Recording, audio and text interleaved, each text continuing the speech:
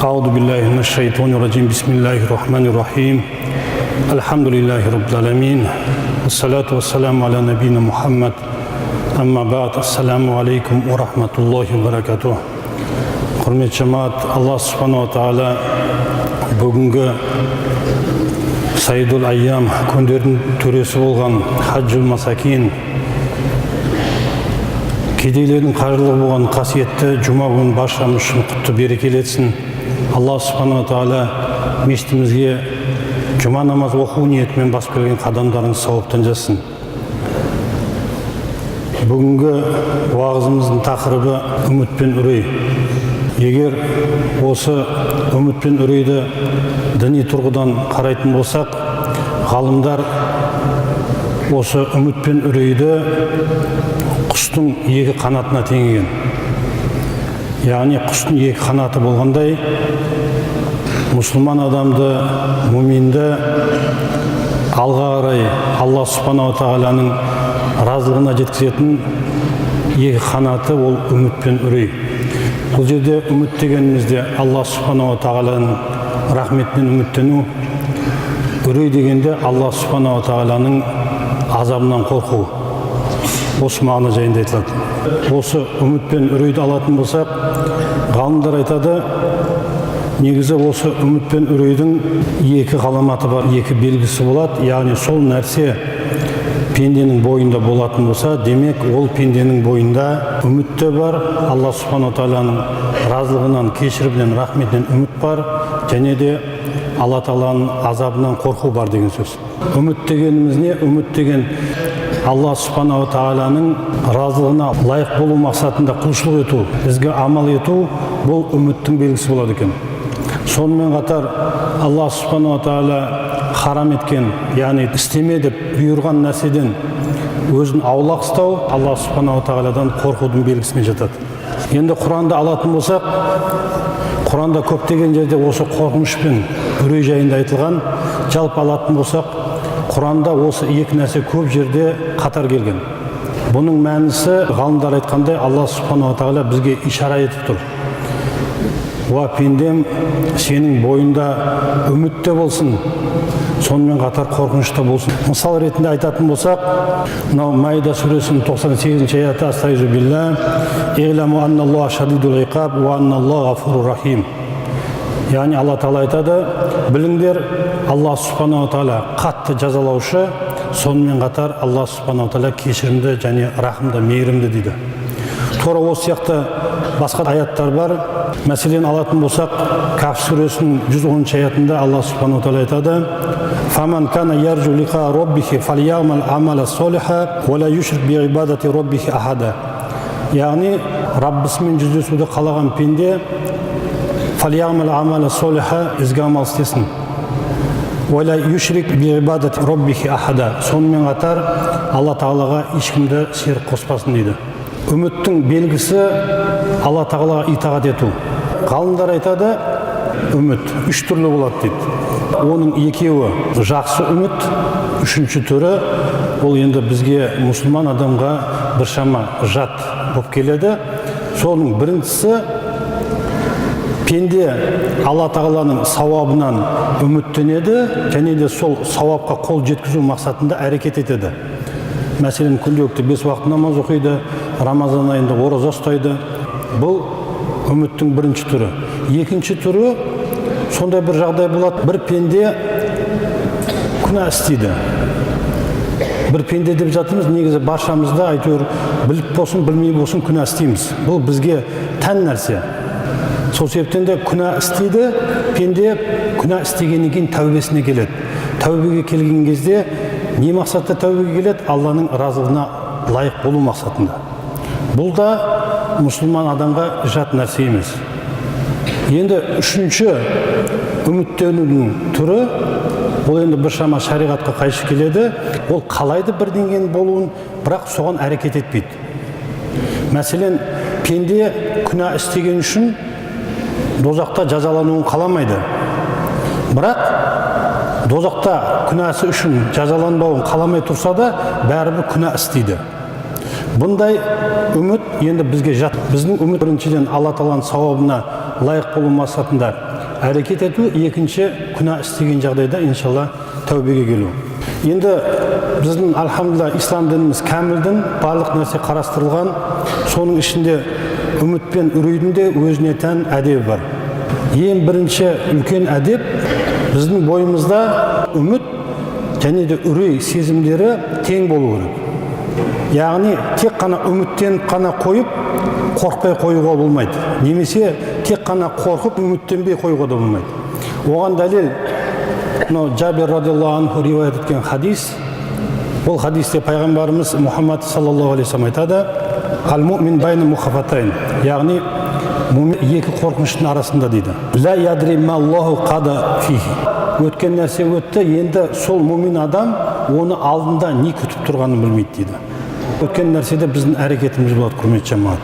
Ол әрекетіміздің ішінде сауапты істе болады, күнәлі істе болады. Тура сол сияқты алдағы болашақ мәселесіне келетін болсақ, біз үміттенеміз, иншалла, сол ізгі амалымыздың себебінен жәннаты болып, дозақ азабынан аман боламыз деп, сондай үмітте боламыз. Енді осы хадисте сол нәрсе айтылып тұр. Пайғамбарымыз айтады, сол себепті әрбір пенде өзінен пайдалансын, яғни өзін дұрыс жолда әрекет етуін қадағаласын, және де бұл дүниесінен ақырет үшін керек нәрсесін алсын, бүкіл ғұмырын өлімге әзірлік етсін. Енді өлімнен кейін басқа нәрсе болмайды, ал мынау дүниеден кейін пенденің алдында екі ғана нәрсе болады деген. Бірі дозақ, бірі жәннат. Сол себептен де, құрметті жамағат, осы нәрсені естен шығармауымыз керек. Яғни қияметте ешбір пенде: «Я Алла Тағала, мен дозаққа бармаймын, бірақ жәннатқа да кірмеймін» деп айта алмайды. Алла Тағаланың қалауымен жәннаты болады, дозақы болады, астағфирулла. Сонымен қатар, Абу Хурайра радиаллаху анху риуаят еткен хадисте Аллах субханаху ва тағала айтады: «Ва иззати», яғни мен құдіреттілігімен ант етемін, «Ла аджмау аля абди хауфайн», мен бір пендеге екі бірдей қорқыныш бермеймін, «Уала аджмау лаху аманайн», және де екі бірдей амандық бермеймін. «Иза аминани фид дуния», егер ол дейді пендем мына дүниеде амандықта болатын болса, «Ахафтуху яумал қияма», қияметте оны қорқынышқа, үрейге душар етемін дейді. «Ва иза хафани фид дуния», егер пендем бұл дүниеде менен қорыққан болса, «Аминтуху яумал қияма», қияметте, ақыретте оған амандық етем деген. Бұл хадисті қалай түсінеміз, құрметті жамағат? Яғни пенде бұл дүниеде де рахат өмір сүріп, қияметте де жәннатқа кіріп кету мүмкін емес. Сол сияқты бұл дүниеде де қорқып, Алла Тағаладан қорқып өтіп, қияметте де, ақыретте де дозақы болуы да мүмкін емес. Пайғамбарымыз Мұхаммад саллаллаху алейхи ва саллям айтқан құдси хадистегі Алла субханаху ва тағала сөзінің мәнісі сол. Сол себептен де біз бұл дүниеде егер бір үрейлі жағдай болатын болса, қорқынышты жағдай болатын болса, бізді уайымдататын жағдай болатын болса, оған шүкіршілік етпесек те, тым болмағанда сабыр етейік. Сахабалар сондай болған. Өздеріңіз білесіздер, пайғамбарымыз Мұхаммад саллаллаху алейхи ва саллям уақытында ғазауаттар болған. Сол кезде олжа түсе бастаған. Мұсылмандарға олжаны алуға рұқсат етілген шариғат бойынша. Сонда сол олжа бөлінеді, бәріне бірдей тең. Қанша адам ғазауатқа қатысса, соның бәріне тең бөлінеді. Сол кезде сахабалардың көбі сол олжаны алмаған. Неге? Пайғамбарымыз Мұхаммад саллаллаху алейхи ва саллям осы хадисін естіген. Осы хадисін естіп сақтанған. Сондай бір тақуалық деңгейлер сондай болған.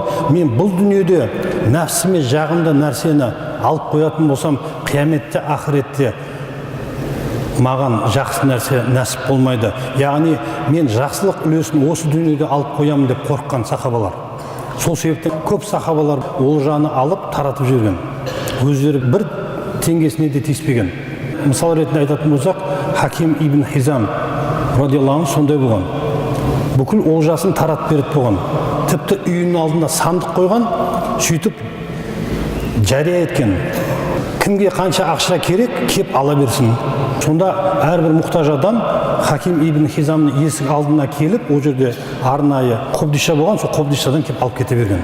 Неге? Өйткені бұлар қорыққан, барлық Алла Тағаланың игілігі бұл дүниеде маған нәсіп бола берсе, ақыретте не болады деген. Яғни Алла Тағала бұл дүниеде де, о дүниеде де жеңілдік беріп қоймайды. Бұл дүниеде қиыншылықпен сынайды, бірақ ақыретте иншалла соның есесіне жеңілдік береді. Болмаса, бұл дүниеде рахат дәурен сүргізіп қояды, бірақ қияметте, ақыретте соның бәрін сығып алады. Пайғамбарымыз Мұхаммад саллаллаху алейхи ва саллям айтады: "Яхруджу фи ахири заман ақуам". Қиямет жақындаған кезде сонда бір қауымдар пайда болады, яғни адамдар пайда болады. "Лиштилаби дуня масал халаб". Олар мынау дүниені сүттей сіміреді деген. "Фаялбисуна либаса жулуди дан". Олар қой терісін жамылып, филлайин, яғни қой терісін жамылып, сол қой сияқты момын болады. "Асинатухум ахла мин сукар". Олардың тілдері қанттан да тәтті. "Ва кулубухум кулубу зиаб". Бірақ жүректері қасқырдың жүрегі деген.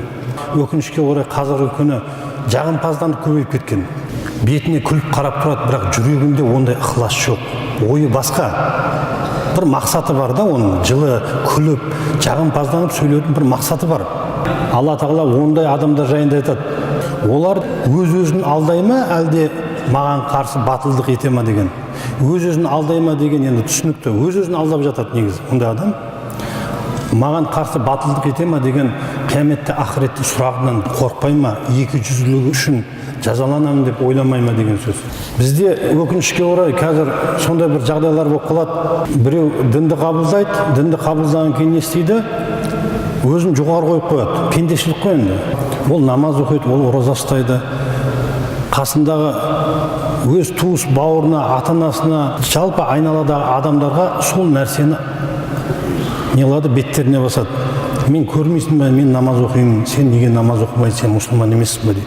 Намаз оқымаған адам мұсылман емес деген жер жоқ шариғатта.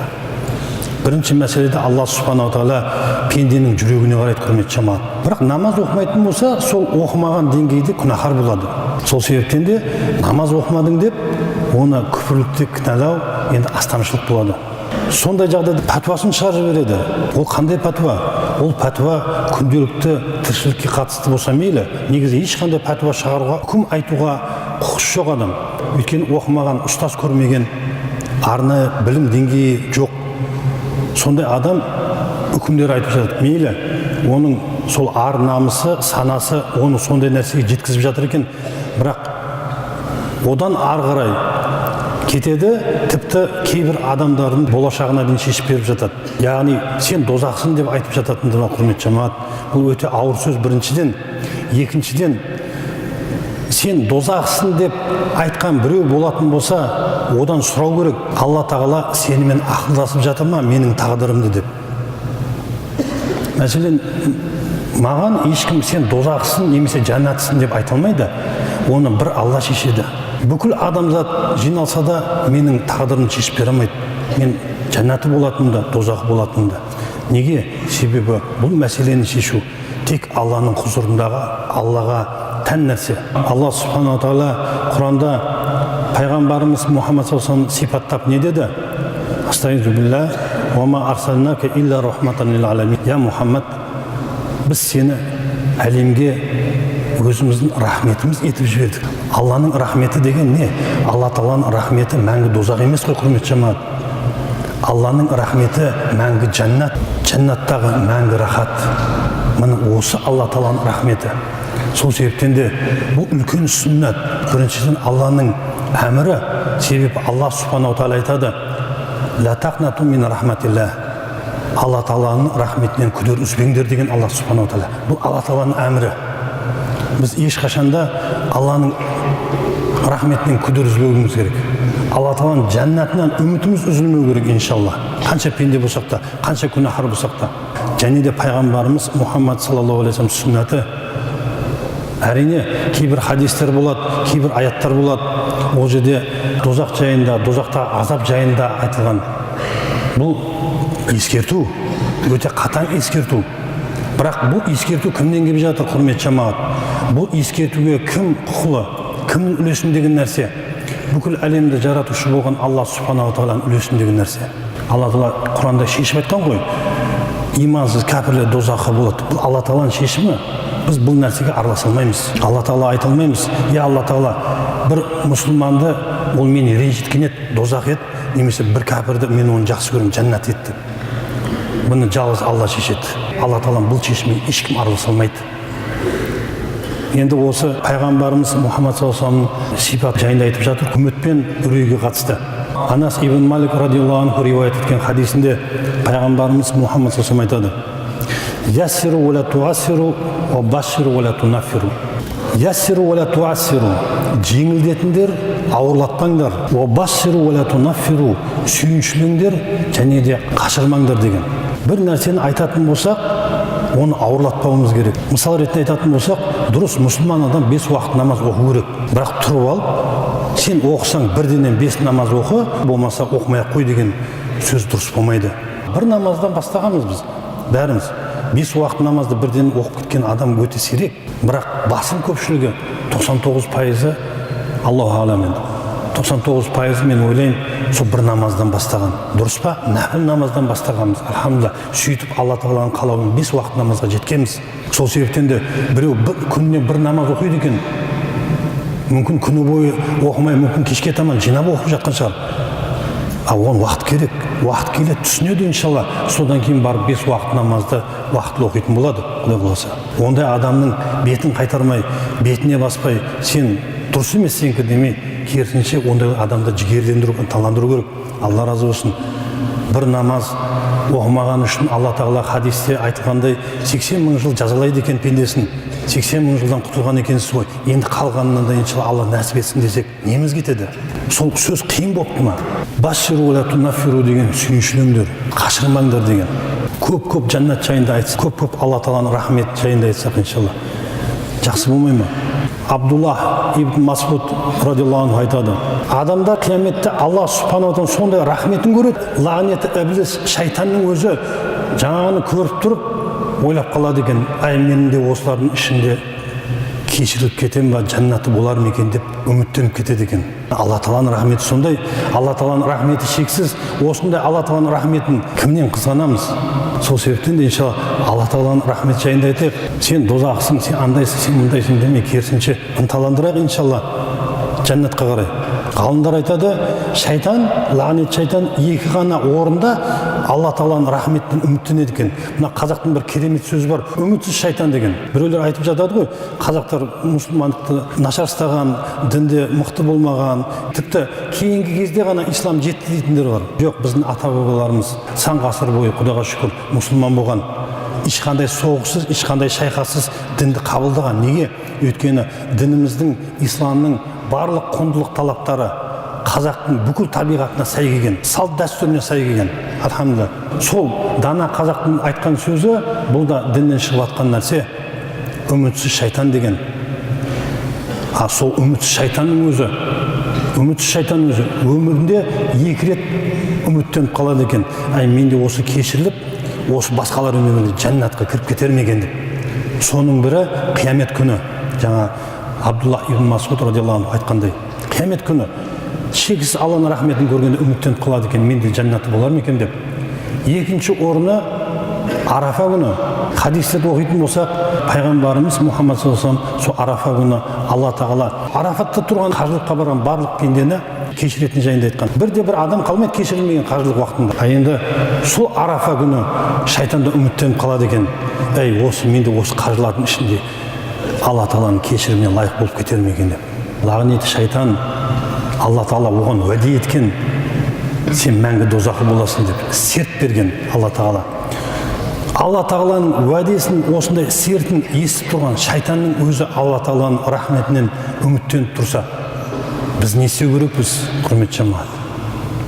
Пайғамбарымыз Мұхаммад саллаллаху алейхи ва саллям қарайтын болсақ, сахабаларды тәрбиеледі. Пайғамбарымыз Мұхаммад саллаллаху алейхи ва саллям қалай тәрбиеледі сол сахабаларды? Бірде рас үрейлендірді, қорқытты, дозақ жайында айтып, бірақ бірде сонымен қатар үміттендірді. Жәннат жайында көп айтты, Алла Тағаланың рахметі жайында көп айтты. Бұл да бір үлкен сүннат. Абдулла ибн Амр радиллаху анху риwayat еткен хадисте айтады. Бір күні пайғамбарымыз Мұхаммад саллаллаху алейхи ва саллям Алла тағаланың Ибрахим жайындағы аятын оқыды. Содан кейін Иса алейхиссалам жайындағы аятын оқыды. Тұрып, қолын аспанға көтеріп, Аллахума уммати уммати деген екен. Я Алла Тағала, менің үмметімді кешір, үмметімді жарылқа деген екен. Сол кезде пайғамбарымыздың дуасын, тілегін естіп тұрған Алла Тағала Жабраилді жібереді екен. Я Жабраил, ана Мұхаммад менен бірдеңе тілеп жатыр. Алла Тағала негізі біліп тұрып пайғамбарымыз Мұхаммад сол нені тілеп жатқан. Мұхаммад менен бірдеңе тілеп жатыр. Сұрашы нені тілеп жатыр екен деп. Жабраил алейхиссалам келеді. Я Мұхаммад, Алла субханала тағала сұрап жатыр. Сіз жаңа Алладан не тіледіңіз деп. Сол кезде пайғамбарымыз Мұхаммад саллаллаху алейхи ва саллям үмметімнің азапталмауын тіледім дейді. Сол кезде бұны естіген Алла субханала тағала не деді? Алла Тағала айтады: Я Жабраил, Мұхаммадқа бар, оған былай дейді. Я Мұхаммад дейді, біз сенің үмметіңді жарылқаймыз, және де үмметіңе ешбір жамандық істемейміз дейді. Алла субханала тағала баршамызға кәміл иман берсін. Пайғамбарымыз Мұхаммад саллаллаху алейхи ва саллям шынайы үмметі болуын нәсіп етсін. Бұл дүниеде үміт пен үрейден айырмас. Біздің үмітіміз Алла Тағаланың рахметінен, үрейіміз Алла Тағаланың азабынан болсын. Субханакаллахумма бихамдика, ашхаду ан ла илаха илля анта, астағфирука ва атубу илейк.